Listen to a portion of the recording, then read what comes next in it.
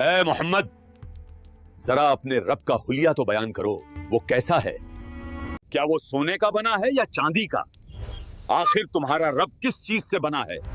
ہمیں اس کا حسب نسب تو بتاؤ۔ مکہ کی وہ ایک خاموش اور پرسکون رات تھی۔ کائنات پر سکوت طاری تھا اور چاندنی خانہ کعبہ پر چاند کی چادر کی طرح برس رہی تھی۔ ہوائیں بھی ادب سے چل رہی تھیں، جیسے وہ کسی بڑی خبر کا انتظار کر رہی۔ اس پرسکون ماحول میں ہمارے پیارے نبی صلی اللہ علیہ وآلہ وسلم اپنے جانثار صحابہ کے درمیان تشریف فرما تھے۔ وہ انہیں اس رب کی باتیں بتا رہے تھے جس نے زمین اور آسمان کو پیدا کیا۔ صحابہ کے چہرے یوں دمک رہے تھے جیسے وہ ستاروں کی جھرمٹ میں بیٹھے ہوں۔ ان کے دل حق کی تلاش میں بے چین تھے۔ وہ اپنے محبوب نبی صلی اللہ علیہ وآلہ وسلم کے لبوں سے نکلنے والے ہر لفظ کو اپنی روح میں اتار رہے تھے، لیکن اسی جگہ ایک کونے میں اندھیرے کے کچھ پجاری بھی موجود تھے۔ کچھ مشرکین جو پتھروں کے بتوں کو پوجتے تھے، وہ آپس میں خسر فسر کر رہے تھے۔ ان کے چہروں پر طنز تھا اور لہجے میں شرارت۔ وہ اسلام کے پیغام کا مذاق اڑا رہے تھے۔ ان میں سے ایک مشرک آگے بڑھا اور بڑے تکبر سے بولا، اے محمد ذرا اپنے رب کا حلیہ تو بیان کرو، وہ کیسا ہے؟ کیا وہ سونے کا بنا ہے یا چاندی کا؟ آخر تمہارا رب کس چیز سے بنا ہے؟ ہمیں اس کا حسب نسب تو بتاؤ۔ ان لوگوں کا مقصد یہاں پر اللہ رب العزت کو جاننا نہیں تھا، بلکہ یہ سب لوگ چاہتے تھے کہ مؤمنوں کے دلوں میں شک پیدا کر دیں۔ یہ وہ قومیں تھیں جو اس حقیقی خدا کو نہیں جانتی تھیں، بلکہ یہ اپنے ہاتھوں سے بنائے ہوئے پتھر اور لکڑی کے بتوں کی پوجا کرتے تھے، اور اگر وہ بت ٹوٹ جاتے تو دوبارہ ویسے ہی نئے بت تراش لیتے۔ وہ چاہتے تھے کہ اللہ جل جلالہ کی ذات کو نعوذ باللہ مخلوق کے درجے پر لے آئے، حالانکہ اللہ رب العزت کی ذات اس سے بہت زیادہ بلند اور پاک ہے۔ ابھی کچھ لمحے ہی گزرے تھے کہ فضا میں ایک نورانی تبدیلی آئی۔ حضرت جبرائیل علیہ السلام آسمان کی بلندیوں سے اترے۔ وہ اپنے پروں میں ایسا نور اور ایسا پیغام لے کر کے آئے جس نے رات کے سناٹے کو چھانٹ دیا، اور آپ صلی اللہ علیہ وسلم سے کہا، قل هو اللہ احد اللہ الصمد لم یلد ولم یولد ولم یکن له کفوا احد۔ اے اللہ کے نبی، آپ فرما دیجئے کہ وہ اللہ ایک ہے، اللہ بے نیاز ہے، نہ اس سے کوئی پیدا ہوا، نہ وہ کسی سے پیدا ہوا، اور کوئی بھی اس کا ہمسر برابر نہیں ہے۔ یہ صرف چند الفاظ نہیں تھے، یہ وہ بجلی تھی جو مشرکوں کے دلوں پر گری۔ ایک چھوٹی سی سورہ تھی، کل 4 آیتیں، لیکن ان چند لفظوں نے پوری کائنات کا راز سمیٹ لیا۔ اس رات سے سب کچھ بدل گیا۔ لوگ صدیوں سے یہ سوچتے تھے کہ خدا کو پہچاننے کے لیے کسی لمبی چوڑی فلسفی تقریر کی ضرورت ہے، یا خدا کا کوئی خاندان یا خیالی تصویر ہونی چاہیے، مگر سورہ اخلاص آئی اور اس نے وضاحت کے نور سے جہالت کے سارے اندھیروں کو مٹا دیا۔ آئیے آج ہم اس عظیم سورہ کی گہرائی میں اترتے ہیں اور جانتے ہیں کہ یہ صرف ایک سورت نہیں بلکہ زندگی گزارنے کا ایک مکمل نظام ہے۔ اللہ رب العزت ارشاد فرماتا ہے، قل هو اللہ احد۔ اے محبوب، آپ فرما دیجئے کہ وہ اللہ ایک ہے، وہ تنہا ہے، یکتا ہے، اس کا کوئی شریک نہیں، اس جیسا دوسرا نہیں۔ اگر آپ اس آیت میں دیکھیں تو اللہ رب العزت نے ارشاد فرمایا قل هو اللہ احد، یعنی لفظ احد استعمال کیا، اور اسی طرح عربک میں ایک اور لفظ آتا ہے واحد، جس کا معنی بھی ایک ہوتا ہے۔ تو اللہ رب العزت نے احد کیوں استعمال کیا، واحد کیوں استعمال نہیں کیا؟ وہ اس لیے کیونکہ واحد کا مطلب ہوتا ہے ایک، جس کے بعد 2، 3، 4 آ سکتے ہیں، لیکن احد ایک ایسا لفظ ہے جس کے بعد 2، 3، 4 نہیں آ سکتے۔ اگر آپ اس کو اردو میں سمجھیں تو اس طرح سمجھ سکتے ہیں کہ واحد کا مطلب ہوتا ہے ایک، لیکن احد کا مطلب ہوتا ہے یکتا، ایسا ایک جس کا کوئی دوسرا ہو ہی نہ، بے مثال، لا ثانی، جس کا کوئی ثانی نہ ہو۔ یہ لفظ واحد سے کہیں زیادہ گہرا اور باریک ہے، اور احد استعمال کرنے کی دوسری وجہ یہ ہے کہ واحد یعنی کہ ایک، وہ تقسیم ہو سکتا ہے، اس کا آدھا ہو سکتا ہے، اس کا پاؤ ہو سکتا ہے، اس کا پون ہو سکتا ہے، لیکن احد ایسا ہے جو تقسیم ہی نہیں ہو سکتا۔ اس لیے اللہ رب العزت نے احد کا استعمال کیا۔ احد کا مطلب ہے کہ اس کے ساتھ کوئی دوسری چیز موجود ہی نہیں اور اس جیسی کوئی چیز ہی نہیں۔ یہ اللہ رب العزت کے وجود کی یکتائی ہے، یعنی اس کائنات میں اگر کوئی حقیقت ہے تو وہ صرف اللہ رب العزت کی ذات ہے، باقی سب کچھ فنا ہونے والا ہے۔ سب سایہ ہے، سب عارضی ہے۔ اس کائنات کے اندر ہر چیز اپنا وجود اسی حقیقی وجود یعنی اللہ رب العزت سے حاصل کرتی ہے، کیونکہ وہی حقیقی وجود ہے۔ یہ آیت ان تمام لوگوں کا منہ توڑ جواب تھی جنہوں نے اللہ کے شریک ٹھہرائے، چاہے وہ مکہ کے مشرک ہوں جو بتوں کو پوجتے تھے، یا وہ لوگ جو ستاروں، سورج، آگ کی پرستش کرتے تھے۔ یہ اعلان تھا کہ بادشاہی صرف اس اکیلے کے لیے ہے جو اپنی ذات میں، اپنی صفات میں، اپنے کاموں میں یکتا ہے، تنہا ہے۔ کائنات میں کوئی بھی اس کا شریک نہیں ہے۔ ذہنوں میں یہ سوال پیدا ہو سکتا تھا کہ اللہ رب العزت جب تنہا ہے تو اسے اپنی تنہائی کو مٹانے کے لیے کسی دوسری چیز کی ضرورت ہوگی، تو اللہ رب العزت نے دوسری آیت نازل فرمائی اور ارشاد فرمایا اللہ الصمد، اللہ بے نیاز ہے۔ حضرت ابن عباس فرماتے ہیں کہ صمد وہ ہے جو سب سے بے پرواہ ہے، ایسا نہیں کہ اسے کسی چیز کی ضرورت ہو، اسے اپنی مخلوق سے، انسانوں سے، ان کی نماز و عبادتوں کی ضرورت نہیں ہے، اور نہ ہی وہ ان کی پرواہ کرتا ہے۔ وہ ان تمام سے بے نیاز ہے، اسے کسی چیز کی پرواہ نہیں۔ لیکن کوئی بھی اس مخلوق میں اللہ رب العزت سے بے نیاز نہیں، ہر ایک کو اللہ رب العزت کی ضرورت ہے۔ عربک لینگویج کی ڈکشنریوں میں آتا ہے کہ صمد اس سردار کو کہتے ہیں جس کے پاس سب اپنی ضرورتیں لے کر کے جائے، جس کی اجازت کے بغیر کوئی کام نہ ہو، لیکن وہ سردار خود کسی کا محتاج نہ ہو۔ تو اللہ رب العزت ایسی ذات ہے، ایسا خدا ہے جس کو دنیا سے کسی چیز کی کوئی ضرورت نہیں، نہ تمہاری عبادتوں کی، نہ تمہاری نمازوں کی، نہ تمہاری خیرکاریوں کی، نہ تمہاری تعریفوں کی، لیکن ہر وقت تم کو اللہ رب العزت کی ضرورت ہے۔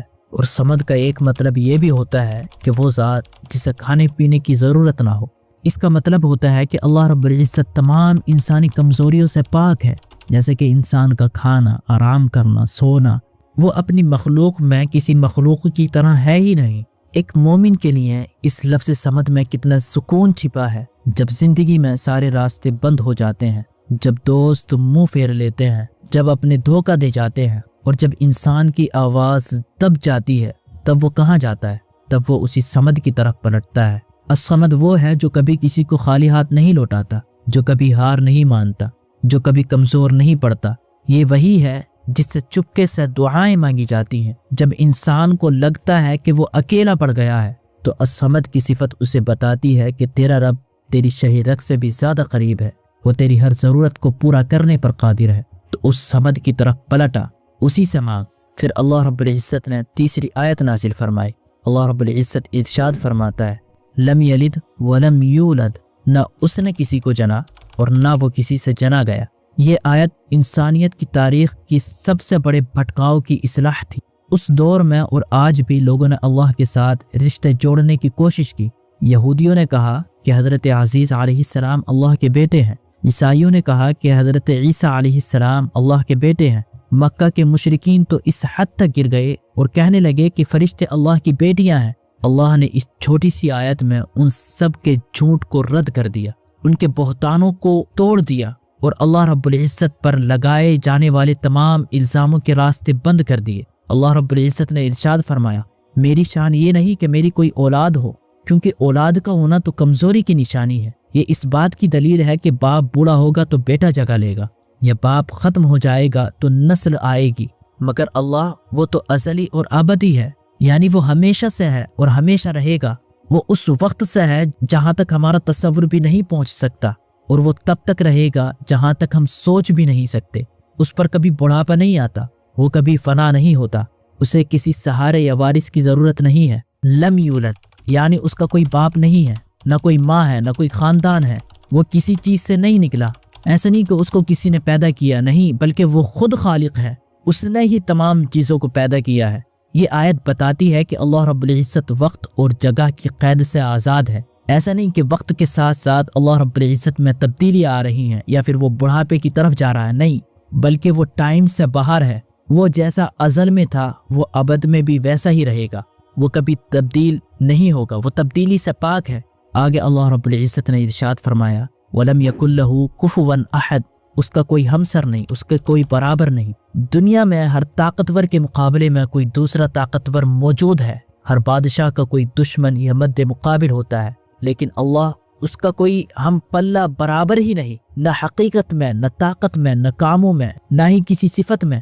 یہ آیت بتاتی ہے کہ کائنات میں کوئی طاقت ایسی نہیں جو اللہ رب العزت کے مقابلے میں کھڑی ہو سکے یا اس کے کاموں میں دخل دے سکے۔ وہ اکیلا ہی پوری کائنات پر حاوی ہے۔ جب تم آخر میں کہتے ہو وَلَمْ يَكُنْ لَهُ كُفُوًا أَحَدٌ تو جان لو کہ دنیا کی ساری شان و شوکت، فرعونوں کا تکبر، بادشاہوں کی طاقت اللہ رب العزت کی کبریائی کے سامنے ذرہ برابر بھی نہیں، ذرہ کیا کچھ بھی نہیں۔ یہ کفون کا معنی ہے کہ کوئی چیز اس پورے برہمانڈ میں اللہ رب العزت کے برابر ہو ہی نہیں سکتی۔ کیا تم جانتے ہو کہ یہ چھوٹی سی سورہ اللہ رب العزت کے یہاں کتنی قدر و قیمت رکھتی ہے؟ یہ محض الفاظ نہیں ہے، یہ جنت کی چابیاں ہیں۔ جیسے کہ ایک مرتبہ نبی اکرم صلی اللہ علیہ وسلم نے صحابہ سے فرمایا جمع ہو جاؤ، میں تمہیں ایک تہائی قرآن سناؤں گا۔ صحابہ کرام حیران ہوئے کہ اتنی جلدی تہائی قرآن کیسے؟ آپ صلی اللہ علیہ وسلم تشریف لائے اور صرف سورہ اخلاص پڑھی۔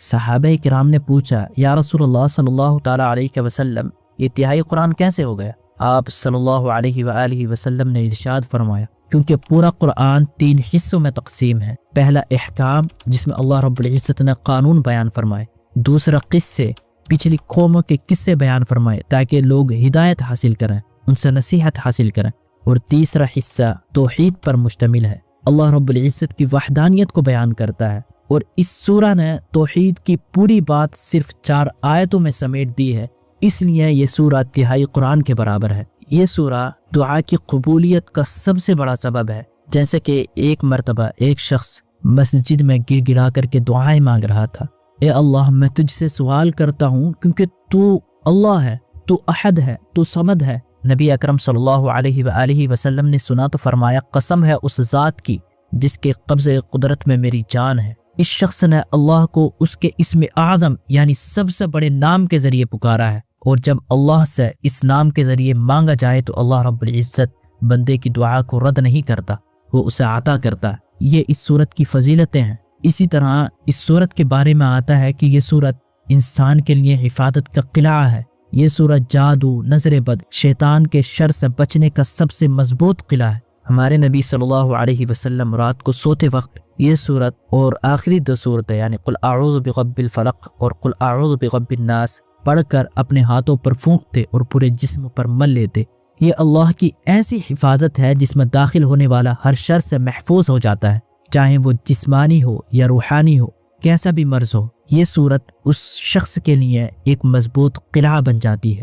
سورہ اخلاص صرف پڑھنے کے لیے نہیں ہے بلکہ یہ جینے کے لیے ہے۔ یہ سورت ہمیں ایک بہت بڑا راز سمجھاتی ہے۔ جب تمہارا یہ ایمان پختہ ہو جائے کہ کرنے والی ذات صرف اللہ رب العزت کی ہے تو تمہارا دل ہر قسم کے خوف اور لالچ سے آزاد ہو جاتا ہے۔ جب تم جان لیتے ہو کہ رزق، عزت، زندگی، موت صرف احد کے ہاتھ میں ہے تو پھر تم دنیا کے آگے کیوں جھکو؟ تم بوجھ سے کیوں ڈرو؟ تم حالات سے کیوں گھبراؤ؟ بھلا وہ کس چیز کا لالچ کرے گا جس نے اللہ رب العزت کو پا لیا؟ وہ کس چیز سے خوف کھائے گا، ڈرے گا جب وہ جانتا ہے کہ اللہ کے سوا کسی کے پاس کوئی طاقت ہی نہیں؟ یہ عقیدہ انسان کو ظاہری اسباب کا غلام بننے سے بچاتا ہے۔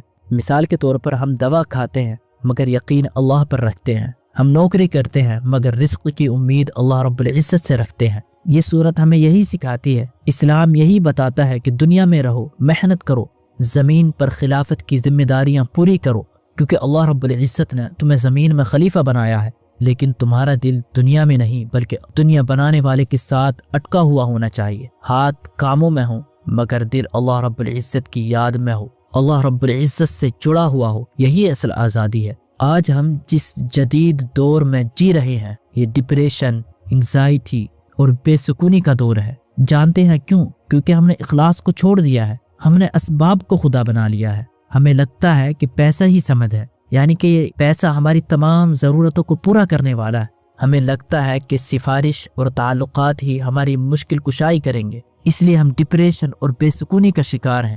آج سورہ اخلاص ہمیں پکار کر کے ایک حل دے رہی ہے کہ جب بھی زندگی کا بوجھ بڑھ جائے، جب مستقبل اور فیوچر کا ڈر ستائے تو آنکھیں بند کرو اور دل سے کہو اللہ الصمد، میرا اللہ بے نیاز ہے، وہ میرا سہارا ہے۔ اپنے کاندھوں کا بوجھ اس ذات پر ڈال دو جو کبھی نہیں تھکتی۔ یقین جانو تمہیں وہ سکون ملے گا جو دنیا کی کوئی دوا، کوئی چیز تمہیں نہیں دے سکتی۔ آج ہم لوگوں سے ڈرتے ہیں، لوگوں کو خوش کرنے میں لگے رہتے ہیں۔ سورہ اخلاص ہمیں سکھاتی ہے کہ سب برابر ہیں، سب کے سب اللہ رب العزت کے محتاج ہیں، تو پھر ہم ایک محتاج سے کیوں ڈریں؟ ہم ایک محتاج سے کیوں مانگیں؟ ہم تو اس ذات سے مانگے جس سے ہر کوئی مانگتا ہے۔ ہر کسی کو جس کی ضرورت ہے اپنی زندگی کا معمول بنا لو۔ صبح سورج نکلنے سے پہلے، رات کو سونے سے پہلے 3 بار اس سورت کو سمجھ کر کے پڑھو۔ یہ تمہیں دنیا کی منفی لہروں، نگیٹو تھاٹس اور نظر بد سے ایسا بچائے گی جیسے کہ تم کسی لوہے کے قلعے میں آ گئے ہو۔ تم نے کتنی بار سورہ اخلاص پڑھی ہوگی بنا اس کا مطلب پر غور کیے؟ کتنی بار یہ تمہاری زبان سے صرف ایک معمولی تلاوت بن کر کے گزری ہوگی، جبکہ یہ تو روحوں کا آئینہ ہے، ایمان کا ترازو ہے۔ آج رات جب دنیا خاموش ہو جائے، جب سب سو جائیں، تو اس سورت کو ایک نئے انداز میں پڑھنا۔ جب تم کہو قل هو اللہ احد، تو تصور کرنا کہ کائنات میں اللہ رب العزت کے سوا کچھ ہے ہی نہیں جس سے محبت کی جائے۔ اور جب تم کہو اللہ الصمد، تو اپنا ہر دکھ، ہر تکلیف اللہ رب العزت کے حوالے کر دینا۔ یاد رکھو، اخلاص صرف ایک صورت کا نام نہیں، بلکہ یہ ایک زندگی ہے، ایک محبت ہے۔ جو اخلاص کے راستے پر چلا وہ اللہ تک پہنچ گیا۔ اگر آپ کو یہ ویڈیو اچھی لگی ہو تو حضور اکرم صلی اللہ علیہ وآلہ وسلم پر درود بھیجنا نہ بھولیے گا، اور ہماری اس ویڈیو کو صدقہ جاریہ سمجھ کر کے آگے ضرور شیئر کریں تاکہ آپ لوگ بھی اس کے ثواب میں شامل ہو سکیں۔ السلام علیکم ورحمۃ اللہ وبرکاتہ۔